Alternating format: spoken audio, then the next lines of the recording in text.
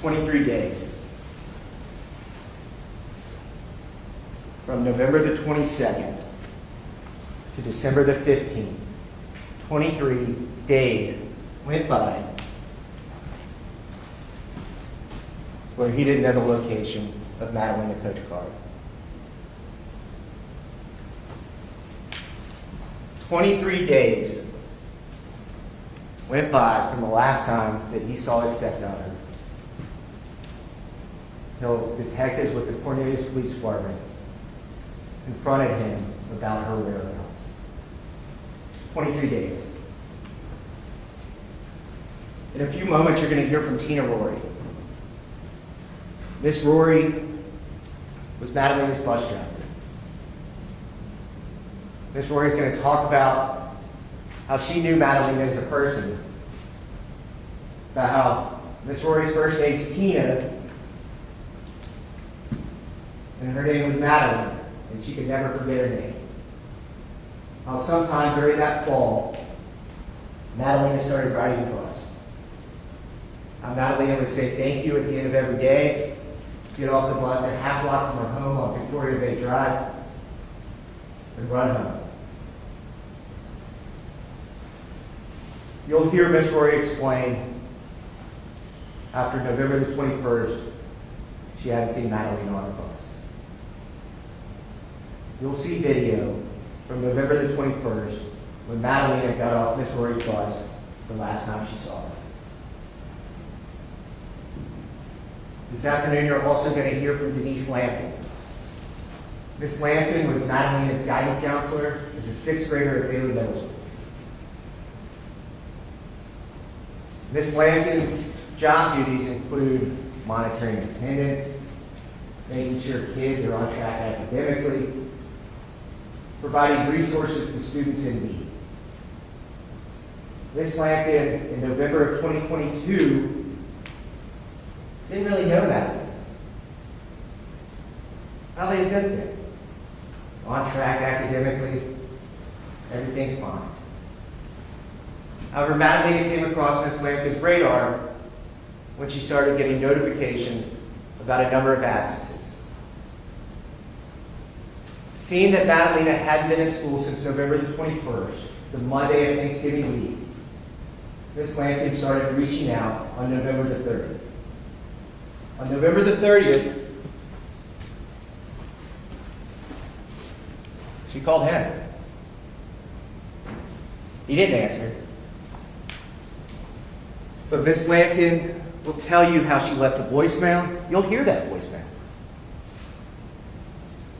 At first, you'll hear Miss Lampkin explain about how she was just reaching out to check and make sure the girl's all right. That she's not out sick, something more serious enough, that she stayed on track with her assignments. You'll hear 4 more voicemails from Miss Lampkin. If you listen closely, you will hear the frustration grow in her voice from call to call. From an initial check-in to December the 13th saying, if you do not call me back, I'm coming to your house. You have minutes to return my call. Ms. Lampkin will explain about how she went to the house on Victoria Bay. His house, Madalina's house. She knocked on the door, nobody answered, she left a truancy packet.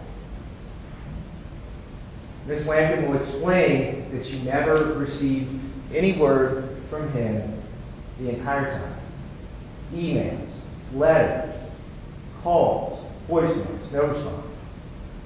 Finally, on December the 15th, Madalina's mother arrived at the school. Ms. Lampkin will tell you there's one problem. When she got there, Madalina was not there. Ms. Lampkin, already growing suspicious when that happened, she'll explain that she called the Cornelius Police Department. There's a school resource officer there at the school, and detectives came in. Maybe not today. Likely on Monday, you're going to hear from Detective Brad Nichols. Detective Nichols walked into a room around noon on Thursday, December 15th, He was sitting there with the school resource officer. Detective Nichols, not really knowing what's up, you'll see him. He says, somebody just called me and can you kind of fill me out what's going on here. Where's your daughter? Where's your stepdaughter? His response? I don't know. When's the last time you saw your stepdaughter? I don't really remember. You'll hear the confusion in Detective Nichols' voice as he tries to understand what is happening. Detective Nichols was wearing body-worn camera. You'll get to watch that. You'll hear about a 45, 50-minute conversation where the defendant explains his role in Madalina's life, where he explains, and if you listen closely, where he explains or offers 4 explanations of where Madalina could be, where she could have been over the course of the past 3 weeks, over the past 23 days. If you listen closely, you'll hear the first explanation. She's at a friend's house. What's the friend saying? Oh, Elena or something like that. I think she went to a birthday party at her house one night. You'll hear Detective Nichols say, that doesn't happen. You'll hear the defendant change. He'll say, well, I've seen in the news where kids sometimes get kidnapped. Maybe that's what happened.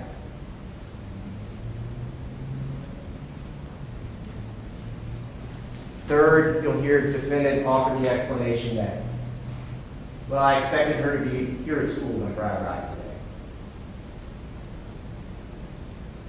If you listen closely, you'll hear the 4th explanation, and that's that Madalina has been in her room for the past 23 days. You let Detective Nichols know that he believed that because the light was on in her room.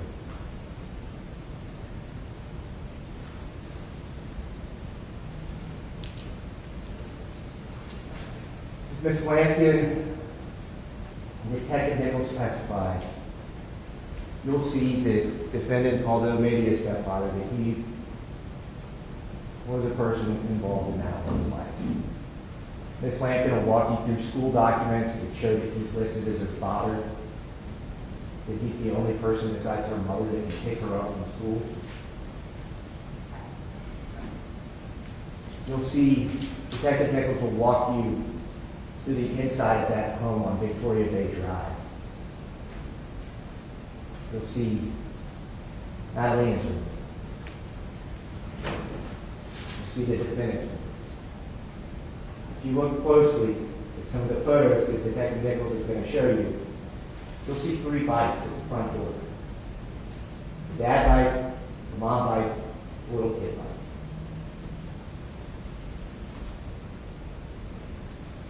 Not only are you going to hear from these witnesses, you're going to hear from Laura Hall. She works for the FBI as a civilian employee. She goes through people's cell phones. She's an expert at pulling data off phones, or computers, or whatnot. She's going to walk you through not that house, but she's going to walk you through the contents of the defendant's phone. You're going to see internet searches about truancy.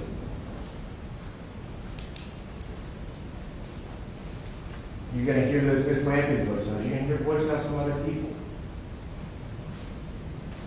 You're going to see a call log. More importantly, you're going to see text messages. She's going to walk you through a number of things in that phone that shows that the defendant was taking steps to make sure people didn't know that Madalina had disappeared. As we talk about in jury selection, this trial is not about what happened to Madalina. You won't get that answer during this trial. At the conclusion of this trial, I'm going to have an opportunity to come back and give a closing argument.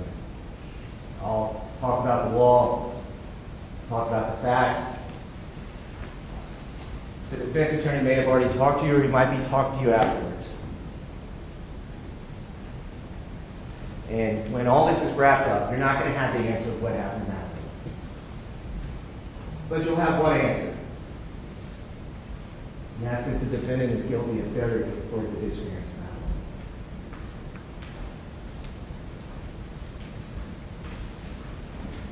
of Madeline. Yes, sir. Thank you, Your Honor.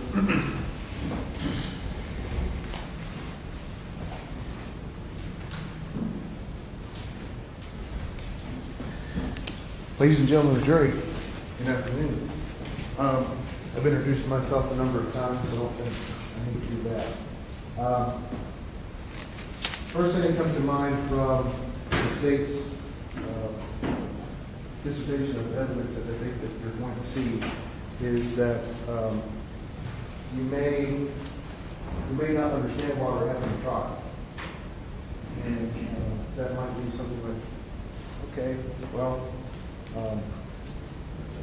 Madeline's not been reported missing, so what's the issue? Well, the reason you're thinking that is because you don't know the story. You don't know what happened here. You don't know the full picture. And so we're going to get to that. I did want to acknowledge with you, and we talked about this in jury selection extensively, and as the state said, we're not going to be able to answer the ultimate question of where Madeline is, and that's not what we're doing. We're not going to be able to tell you that she's safe, if she's not. I don't know. And I don't think that anyone knows, and we hope that she's safe, we hope that she's fine, we hope that she gets recovered. But I just want to put that out there in the sense that this trial is about failure to report. And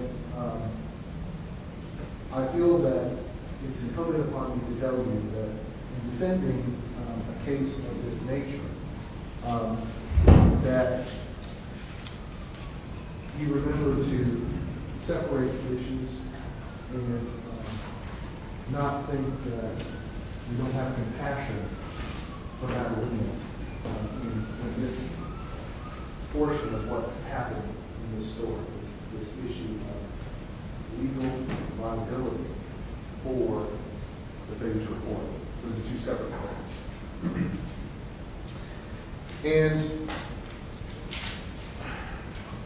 from the state's summary of the evidence here, coming back to, well, what is this about? It's 22 days. Madeline was not reported missing from her death. What's all about? How is that possible? And why? Why is everything? Why is why we have trials? I think there may have been a member of the jury that was removed previously, but the question, or the comment that he brought up was exactly that why is the reason that we have a trial. It was just a mechanical application of A and B without knowing what happened and why a person did something and what someone knew at the time that it happened. That's not justice. That's not fair. In this context of failure to report a missing child for 24 hours, just by way of example, I haven't seen my child in the last 24 hours. I've been working in my office. Does that mean that I would have to report her missing? Now that's a very different context than 22 days. But you got to know the story. You have to know the why before you can make an assumption. And that is what the state's done in this case. The state has made assumptions as to what Chris did. The state has made assumptions, numerous assumptions, about many things that we will get into. But right now, I'm asking you to keep an open mind, to remember the promises that you made, that you would hear all of the evidence before you made a decision, that you would give Mr. Palmiter a fair shake, that you would hear the evidence in the case, and that you would determine if the state has really met its burden in proving what the representative you now. So thank you very much. Hopefully we can try to get this case concluded as quickly as possible. I really appreciate the time and attention and paying attention to details as a matter.